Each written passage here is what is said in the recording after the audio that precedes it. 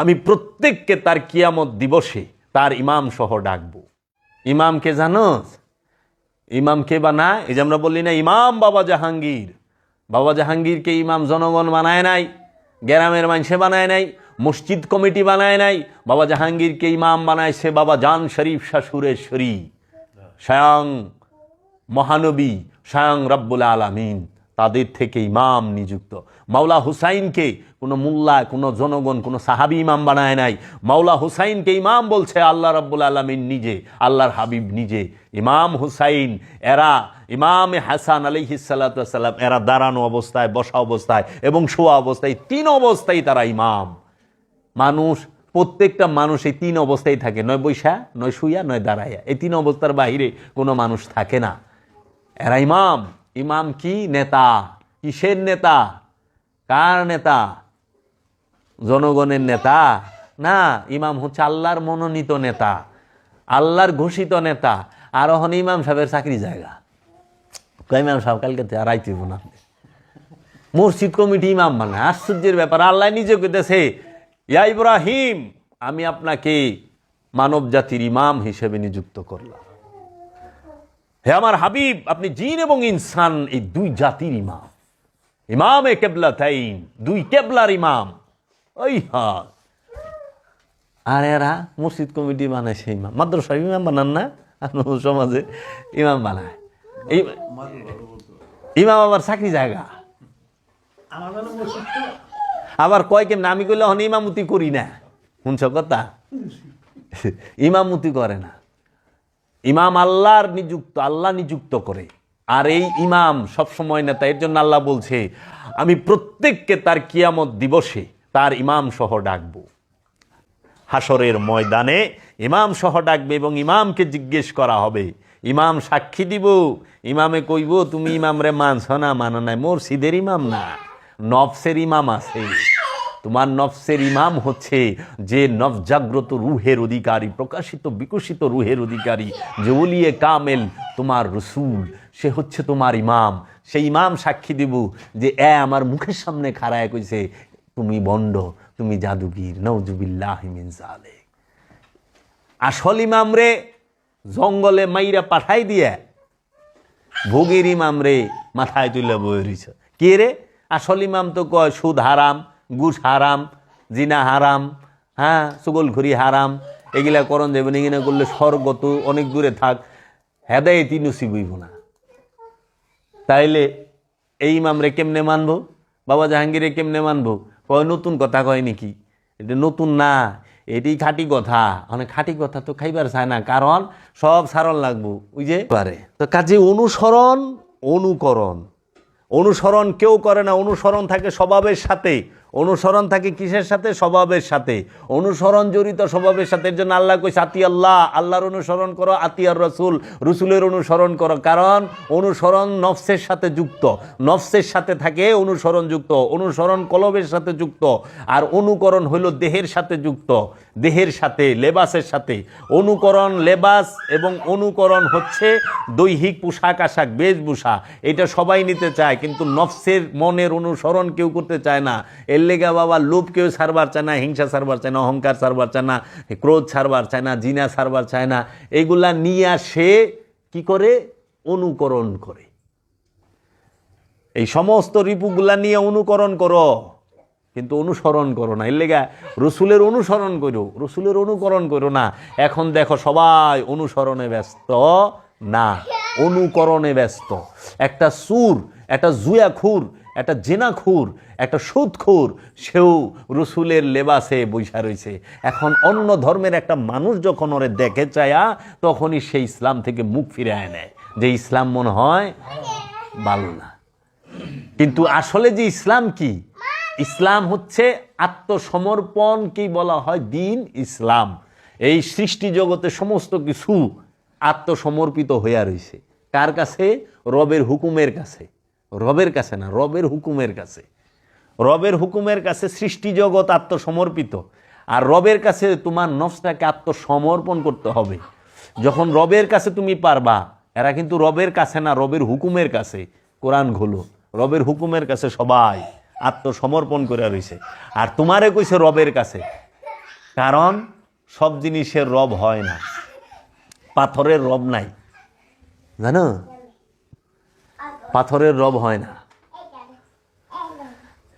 পাথরের আল্লাহ আছে, রব নাই। ওটা হুই না, জীবনও পাবি না। বাবা জাহাঙ্গীর কইছে না, ঘুমায় গেলে আর জাহাঙ্গীর পাবি না। বাবা জাহাঙ্গীর চোখ বন্ধ করে। পাথরের রব হয় না, পাথরের হয় আল্লাহ, প্রাণের হয় রব। কারণ রব সেই যে সৃষ্টি করে, সৃষ্টিকর্তা, যে লালন পালনকারী এবং যে হরণকর্তা। কি? সৃজন, ভরণ পোষণ এবং হরণ, এই তিন গুণে যে গুণান্বিত সে হয় রব। দেখ, মানুষের কি আছে? জন্ম আছে, মানুষের মৃত্যু আছে এবং মানুষের লালন পালন মানে রেজেক আছে। লালনকর্তা, রেজেক, সৃষ্টিকর্তা, রেজেক দাতা এবং হরণকর্তা, মৃত্যুদাতা। তাহলে কি? সৃষ্টি, রেজেক এবং কিয়ামত, হরণ। এই তিন গুণে যে গুণান্বিত, যে তিন গুণের মালিক, সে হইল রব। এর জন্য সবার রব হয় না, বুঝছস রে? সব সৃষ্টির রব নাই। এই কাঠের চেয়ারের কোনো রব নাই, কারণ এই কাঠের চেয়ারের আল্লাহ আছে, রব নাই। কারণ কাঠের চেয়ারের খাওয়ান লাগে না। লাগে? রেজেক লাগে? কি রেজেক দেয়? ক, ফালাই দেয়, রেজেক নাই। এর রব আছে, কারণ এত খাওয়ান লাগে, রেজেক লাগে।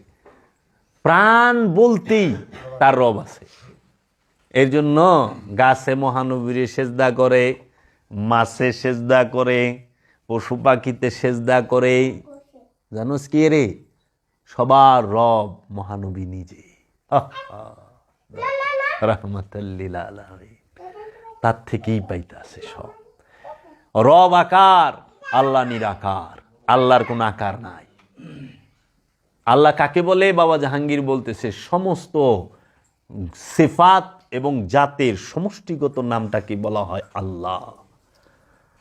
আর রব কাকে বলে? এই সমস্ত জাত এবং সিফাত নিয়ে যে প্রকাশিত এবং বিকশিত যে প্রকাশ ঘটে, সে হয়ে যায় রব। সমস্ত গুণ, সিফাত আর সমস্ত জাত যার মধ্যে বিদ্যমান, কিচ্ছু নাই যে এটা কমতি আছে, সেই রব। এর জন্য মহানবীকে রব বলা হয়। কেন? সমস্ত জাত এবং সমস্ত সিফাত তার মধ্যে মওজুদ, প্রকাশিত, বিকশিত, বিদ্যমান। ঈসা রুহুল্লাহ, এর জন্য রব বলে, আমি সব সময় তোমার কোথায় থাকি? নিকটেই আছি। বুঝছো বাবা? এর জন্য এই যে মোবাইলের সৃষ্টিকর্তা আছে, রেজেক দাতা আছে, আজরাইল আছে,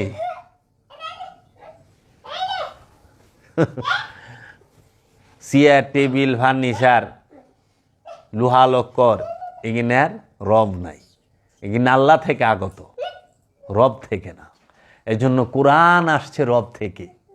লোহা লক্কর রব্বুল আলামিন থেকে আয় নাই, লোহা লক্কর আল্লাহ থেকে আইছে।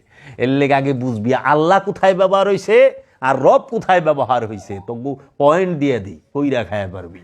আলহামদুলিল্লাহ রাব্বুল আলামিন। হ্যাঁ, আলহামদুলিল্লাহ, একমাত্র প্রশংসা লিল্লাহে, আল্লাহর জন্য। রব্বুল আলামিন, যিনি সমস্ত আলমের রব। কি কইছে? একমাত্র প্রশংসা আল্লাহর জন্য, যিনি সমস্ত আলমের রব। কারণ রব তো আল্লাহ থেকেই, আল্লাহর যে প্রকাশিত বিকশিত রূপটা, সেই রূপটাকেই বলা হয় রব। এর জন্য রব মৃত্যু দেয়। তো আজরাইল, আমার আজরাইল আমার মুর্শিদ, আমার রসুল নিজেই। তুমি বাইব না, সে তোমার খালি রেজেক দাতা, হ্যাঁ তোমার হরণ করতাও। এর জন্য যে সামনে আইব। আর ওই যে যারা বিলাপ পারে না, মরণ কালে দেখা দিও, ভুলা মোরে যাইও না, জ্ঞান দিতেছে। আল্লাহ ভুলা যায়, আর ওর খুব মন থাকে।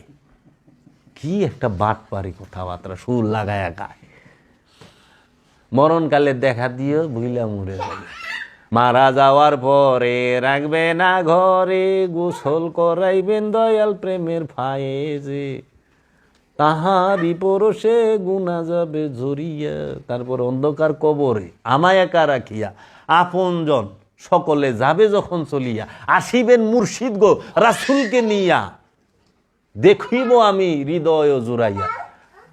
কত সুন্দর না? অহন্তরে ধরি মারাজ অন্ধকার কবরে আমায় একা রাখিয়া, ও একা থাকবো, আপনজন সকলে যাবে যখন চলিয়া, আসিবেন মুর্শিদ গো রাসূলকে নিয়ে। মুর্শিদ কেরা রসুল কেরা? মুর্শিদ আর রসুল কি দুই রে? ওই বেকন, যিনি মুর্শিদ তিনি তো রসুল। তো তুই তো রসুল আর মুর্শিদের তফাতি বুঝোস নাই। আসিবেন মুর্শিদ গো রাসূলকে নিয়ে, দেখিব আমি হৃদয়ে জুড়াইয়া। কবরের মধ্যে তোর হৃদয় থাকবো কি রে? হৃদয় থাকবো কি কবি বাবা ক? তগো কি কইতে আমার তোরা হেঁটি হই নাই। আল্লাহ কি বাড়ি